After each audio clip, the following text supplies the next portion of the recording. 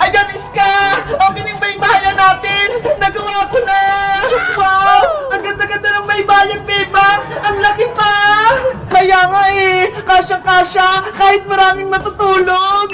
Ang galing! May foam! Pwede ba akong may gadyan, Bebang? Oo naman! Para sa atin talaga yan! Ang lambot-lambot! Makakatulog ako dito ng maayos! Katabi si Cutie Bird tsaka si Happy Bird! Dito tayo matutulog mamayang gabi, Ska! Sige! Magkamping-kampingan tayo! Yay! Bye-bye tayo mamayang gabi! Wow! Si Bebang tsaka si Ska! May baybayan sila sa taas! Gusto ko din sumali! Bebang! Bebang! Hala! May tumatawag! Bebang! Iska! Yuhu! Princess! Ikaw pala! Nagbabaybayan kami dito sa taas nila, Bebang! Tignan mo ho! Ang laki-laki! Kaya nga eh! Nakita ko! Pwede ba ako sumali sa inyo, Iska? Wait lang! Ipapaalam ko kay Bebang!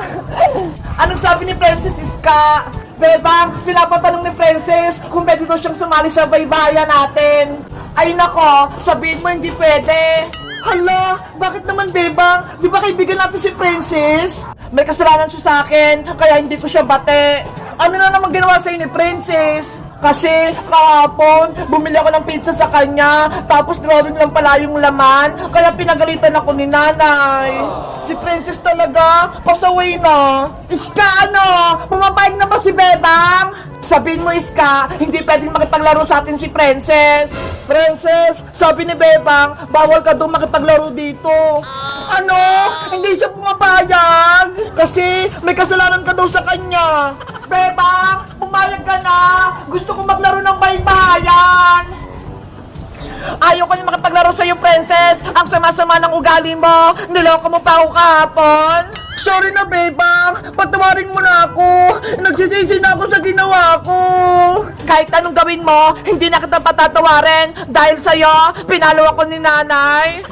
Oh, Bebang, please. Kayo na lang kaibigan ko. Kaya payagan niyo na ako makipaglaro sa inyo. Basta, kahit anong gawin mo, hindi na kita bate. At saka, meron na kaming bagong kalaro, no?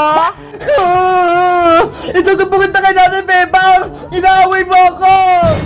Eh di magsumbong ka. Ikaw naman may kasalanan eh. Nanay! Si Bebang! Oh no! Bebang, umiyak na si Princess. Kawawa naman siya. Dapat, pagsisiyan mo na ni Princess yung ginawa niya para patawarin ko siya, Iska. Sabi mo, may bago tayong kalaro. Sino siya?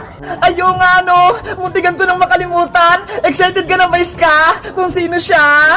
Oo, ipakilala mo na siya sa akin. Bilis! Ipinapakilala ko na sa'yo ang bago nating kalaro. Lumabas ka na!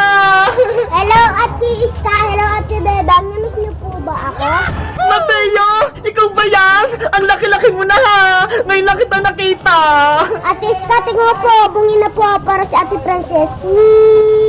Ayaw nga no! Wala ka nang ngipin sa harap! Mateo! Halika na! Maglaro na tayong baybayan!